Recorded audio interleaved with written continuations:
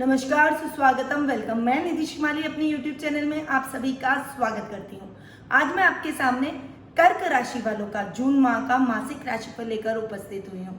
सबसे पहले आते हैं ग्रहों की पोजीशन पे, क्योंकि ग्रहों की पोजीशन पे इस माह का पूरा राशिफल डिपेंड करता है। सबसे पहले बात करते हैं सूर्य ग्रह की, जो कि वर्तमान में वृषभ राशि में विराजमान है और 15 जून को वे वृषभ से मिथुन में प्रवेश करेंगे। वहां पर राहु और बुध ग्रह पहले से ही विराजमान है, यानी राहु इस पूरे माह मिथुन राशि में ही विराजित रहेंगे और बुध ग्रह भी इस पूरे माह मिथुन राशि में विराजमान रहेंगे। शुक्र ग्रह जो कि इस पूरे माह वृषभ राशि में स्वग्रही होकर विराजित रहने वाले हैं। वहीं शनि ग्रह स्वग्रही होकर मकर राशि में इस पूरे माह विराजित रहेंगे। साथ में गुरु ग्रह भी शनि के साथ में युति करके विराजमान रहेंगे, परंतु गुरु ग्रह अपनी नीच की राशि मकर में इस पूरे माह विराजित रहेंगे। मंगल ग्रह जो कि वर्तमान में कुंभ राशि में विराजमान है और 18 जून को वे कुंभ राशि से मीन राशि में प्रवेश कर जाएंगे। तो ये कुछ ग्रहों की पोजीशन थी जो इस माह रहने वाली है। एक और ग्रह जो मुझसे छूट गया, केतु ग्रह, जो कि इस पूरे माह धनु राशि में विराजमान रहेगा। आगे बढ़ते हैं हम इस माह के मासिक राशिफल पे। सबसे पहले बात करते हैं पारिवारिक स्थिति की, क्योंकि परिवार से व्यक्ति का अस्तित्व होता है और परिवार पर व्यक्ति का दिन खत्म हो जाता है। अभी वैसे भी परिवार की इंपॉर्टेंस तो आप 3-4 महीने से देख ही रहे हैं कि आपका परिवार आपके साथ खड़ा है। हर तकलीफ में, हर मुश्किल में वही आपका साथ दे रहा है। इसीलिए परिवार हमारे लिए बहुत अधिक महत्वपूर्ण है। इसीलिए हर बार मैं मासिक राशिफल की शुरुआत पारिवारिक स्थिति से ही करती हूँ। तो कर्क राशि वालों की पारिवारिक स्थिति भी इस माह मिले जुले परिणाम लेकर आई है। आपकी पर्सनैलिटी में अच्छा निखार आएगा, आपका व्यक्तित्व और अधिक आकर्षक होगा, यानी आप और अधिक अपने व्यक्तित्व में निखार लाने की कोशिश करेंगे, अपनी वाणी से सबको मोहित करेंगे, अपना रहन सहन वेशभूषा कुछ बदलेंगे ताकि लोग आपकी तरफ आकर्षित हो और लोग आपकी तरफ आकर्षित होंगे भी। ये माह आपके आकर्षण में वृद्धि होगी। साथ ही दादा दादी का आपको पूरा सहयोग देखने को मिलेगा। भाई बहनों का पूरा सहयोग तो आपको मिलेगा ही। भाई बहनों के सहयोग से आप जो भी काम हैं वो पूरे करते हुए निर्धारित करते हुए दिखाई देंगे। राजनीतिक वर्चस्व बढ़ेगा। सामाजिक मान सम्मान में भी इस माह आपके बढ़ोतरी होने वाली है। वहीं आपकी माता से पूरा सपोर्ट आपको देखने को मिलेगा। माता आपके हर कार्य में आपका सहयोग करेगी, मॉरली भी सपोर्ट करेगी। आपके रिश्तों को बढ़ाने में भी उनका पूरा योगदान और पूरा सहयोग इस समय देखने को मिलेगा। पर इस समय आपके जो पंचम भाव यानी संतान पक्ष के स्वामी है मंगल, जो कि अष्टम भाव में जाकर विराजित हो रहे हैं। ये टाइम आपके लिए थोड़ा सा 18 जून तक थोड़ा सा टिपिकल रहने वाला है। इस समय आपको अपनी संतान पर थोड़ा विशेष ध्यान देना पड़ेगा। उसकी करिकुलर एक्टिविटीज पर, उसकी पढ़ाई पर, उसके हाव भाव, उसके व्यवहार पर भी आपको पूरा ध्यान देना पड़ेगा। आपने यदि उसको सही समय पर नहीं टोका, उसको सही समय पर गाइडेंस नहीं दी, तो वो अपने मार्ग से भटक जाएगी और कोई गलत आदत का शिकार भी इस समय हो सकती है। इसीलिए अपनी संतान के मामले में विशेष रूप से आपको केयरफुल इस माह रहना ही पड़ेगा। जीवन साथी का पूरा सहयोग मिलेगा। सप्तम भाव के स्वामी है शनि, जो कि सप्तम भाव में ही जाकर स्वग्रही होकर विराजित हो रहे हैं, गुरु के साथ युति कर रहे हैं। लाइफ पार्टनर के साथ में एक अच्छी बॉन्डिंग आपकी बंधेगी।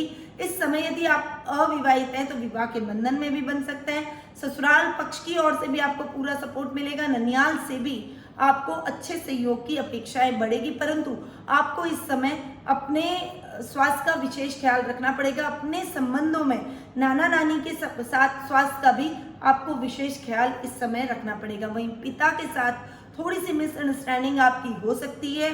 आपको थोड़ा सा उठा-पटल का माहौल पिता के साथ में झेलना पड़ेगा, यानी वो कुछ और बोल रहे हैं, आप कुछ और समझ रहे हैं। बीच में थोड़ी सी दूरियां बढ़ गई, वो जो कह रहे हैं वो आप सुन नहीं रहे, अपनी बात पर अड़िग है। ऐसे करके आप दोनों के बीच में कुछ वैचारिक मतभेद हो सकते हैं। इसीलिए इस समय थोड़ा सा संभल कर चले। देखिए, माता पिता जो भी होते हैं वो अपने बच्चों का अच्छा ही चाहते हैं। कभी भी पेरेंट्स अपने बच्चों का गलत नहीं चाहते, उनके लिए गलत नहीं सोचते। तो यदि आपको लगता है कि आप सही हैं, वो गलत है भी, तो भी आपको शांतिपूर्वक अपनी बात को समझाना चाहिए। हो सकता है कि आप अगर बहुत ठंडे दिमाग से बैठकर शांति से उनकी बात को, अपनी बात को उनके सामने रखें तो वो आपकी बात को समझेंगे भी और आपको सपोर्ट भी करेंगे। परंतु यदि वो आपको गुस्से में कुछ बोलते हैं, आप भी वापस गुस्से में कुछ रिप्लाई देंगे तो उससे उनका अनादर भी होगा और स्थिति और अधिक बिगड़ सकती है और उससे कोई निष्कर्ष नहीं निकलेगा। आप दोनों के बीच में तनाव उत्पन्न हो जाएगा। इसीलिए इस समय आपको विशेष रूप से अपनी वाणी पर संयम और क्रोध पर नियंत्रण रखना बेहद ही आवश्यक रहेगा। तो ओवरऑल पारिवारिक स्थिति मिले जुले परिणाम लेकर आएगी। संतान की तरफ से और पिता की तरफ से थोड़ा सा केयरफुल आपको इस समय रहना पड़ेगा। अब बात करते हैं आर्थिक स्थिति की। आर्थिक स्थिति की यदि मैं बात करूं तो देखिए, लाभ भाव के स्वामी है शुक्र, जो कि आपके सुख स्थान के स्वामी भी हैं और वो लाभ भाव में स्वग्रही होकर बैठे। लाभ की स्थितियों को बहुत अच्छा इस समय वो आपके करेंगे। इस माह आप भरपूर लाभ कमाने वाले हैं, अपने कार्य क्षेत्र में दुगने जोश से जुटेंगे और जो आपने इतने महीने जो व्यापार में या अपने कार्य क्षेत्र में जो नुकसान पाया उसकी सारी भरपाई करते हुए अच्छे लाभ की स्थितियों को उत्पन्न करने में आप सक्षम होते हुए दिखाई देंगे। वहीं सुख सुविधाओं में भी आपके वृद्धि होगी। भूमि, भवन, वाहन जैसे सुखों में आपके वृद्धि होगी। इस समय कोई भी लग्जरी आइटम ले तो सोच समझकर उस आइटम को परख कर उसके बाद में ले, शुभ मुहूर्त में देखकर वो आइटम लेंगे तो वो आपके लिए बहुत ही फलीभूत होता हुआ दिखाई देगा। यानी मेरा कहने का मतलब है कि यदि आप 4 व्हीलर लेना चाहते हैं या 2 व्हीलर लेना चाहते हैं, कोई लग्जरी वाहन खरीदना चाहते हैं तो उस वाहन की खरीदारी बहुत ही सोच समझकर आपको करनी चाहिए। साथ ही गुरु की पंचम दृष्टि भी लाभ भाव पर पड़ रही है, शुक्र पर पड़ रही है, साथ में सूर्य पर भी पड़ रही है और सूर्य आधे महीने यानी 15 दिन तक आपके लाभ के स्थान में ही रहेंगे। द्वितीय भाव के स्वामी है और लाभ में रहेंगे, यानी पैतृक संपत्ति आपको इस माह मिलने के पूरे चांसेस है। यदि आप बहुत लंबे टाइम से सोच रहे हैं कि आपको पिता की संपत्ति मिले, कोई पैतृक संपत्ति में आपको हिस्सा मिले, इस माह थोड़ा सा एफर्ट ज्यादा डालिए, वो आपको श्योर मिल जाएगी। साथ ही आकस्मिक लाभ भी आपको प्राप्त होगा। कहीं से अचानक रुका हुआ धन आपको मिलने के पूरे चांसेस बने हुए हैं। आपके वाणी से, आपके कला के क्षेत्र में आप किसी भी माध्यम से अच्छे लाभ को अर्जित करते हुए अपना फेम बढ़ाएंगे, अपना नाम बढ़ाएंगे और प्रसिद्धि भी प्राप्त करते हुए दिखाई देंगे। अब बात करते हैं शिक्षा, करियर और व्यवसाय की। देखिए, शिक्षा, करियर और व्यवसाय की दृष्टि से देखूं तो आपको इस माह थोड़ा संभल कर चलना पड़ेगा। शिक्षा की दृष्टि से ये माह विद्यार्थियों के लिए बहुत ही क्रूशियल रहने वाला है। इस समय आपका ध्यान बहुत ज्यादा डिस्ट्रैक्शन रहेगा, बहुत ज्यादा इधर उधर रहेगा। आपका मन करेगा आप खेल लें, आपका मन करेगा आप टीवी देख लें, आपका मन करेगा आप लैपटॉप कंप्यूटर चला लें, फोन चला लें। आपका दिमाग डाइवर्ट बहुत होगा और आपका मन पढ़ाई में नहीं लगेगा, जिस वजह से आपको काफी हद तक पढ़ाई में नुकसान हो सकता है। और ये स्थिति करीबन 18 जून तक बनी रहेगी, क्योंकि आपके पंचम भाव के स्वामी है मंगल, जो कि अष्टम जाकर बैठ गए, जो इतनी अच्छी लाभ की स्थितियों को नहीं दिलवाएंगे। आपकी पढ़ाई में कंसंट्रेशन इतना नहीं बढ़ाएंगे कि आपकी पढ़ाई से आपको प्रसिद्धि मिले। परंतु 18 जून के बाद स्थिति आपके फेवर में रहेगी और धीरे धीरे आपको पढ़ाई में थोड़ा लाभ देखने को मिलेगा। पर इस समय भी शनि की तीसरी दृष्टि मंगल पर रहेगी, तो ओवरऑल ये महीना आपके लिए स्ट्रगलिंग रहने वाला है। जो लाभ आप प्राप्त करना चाहते हैं, पढ़ाई में जितना अच्छा आप करना चाहते हैं उतना अच्छा आप रिजल्ट नहीं दे पाएंगे। वहीं कैरियर में भी थोड़ा स्ट्रगल आपको करना पड़ेगा। परंतु भाग्य स्थान के स्वामी है गुरु, उच्च शिक्षा के स्वामी है गुरु, तो उच्च शिक्षा में आ रही समस्याएं दूर होगी। जो भी मेडिकल लाइन से जुड़े हुए लोग हैं, जो कि नर्सिंग करना चाहते हैं, डॉक्टरेट करना चाहते हैं या कोई इस मेडिकल लाइन में जाना चाहते हैं, उनके लिए ये टाइम बहुत ही बढ़िया रहने वाला है। शनि और गुरु की युति हो रही है, इसलिए जो हमारे इस संक्रमण काल में कोरोना वॉरियर जिनको कहते हैं, जो डॉक्टर्स है, नर्सेज है, उनका सम्मान किया जाएगा, उनको कोई प्रमोशन मिल सकता है, आपके कोई स्थानांतरण मंच आपको प्राप्त हो सकता है। साथ ही यदि आप इन सब की तैयारी कर रहे हैं, नर्सिंग की, कंपाउंडर की या मेडिकल लाइन से रिलेटेड कुछ काम कर रहे हैं, MBBS की तैयारी कर रहे हैं, डॉक्टरेट की पढ़ाई कर रहे हैं, तो उसमें भी आपको अच्छे लाभ की स्थितियां उत्पन्न होगी। वहीं व्यवसाय और जो जॉब है उसमें यदि मैं देखूं तो ये टाइम इतना अच्छा आपके लिए नहीं रहेगा। ये टाइम भी उतना ही स्ट्रगलिंग रहेगा, क्योंकि कर्म भाव के स्वामी भी मंगल है और मैंने आपको जैसा कि बताया कि भाग्य स्थान में बैठे, शनि की तीसरी दृष्टि उन पर पड़ रही है।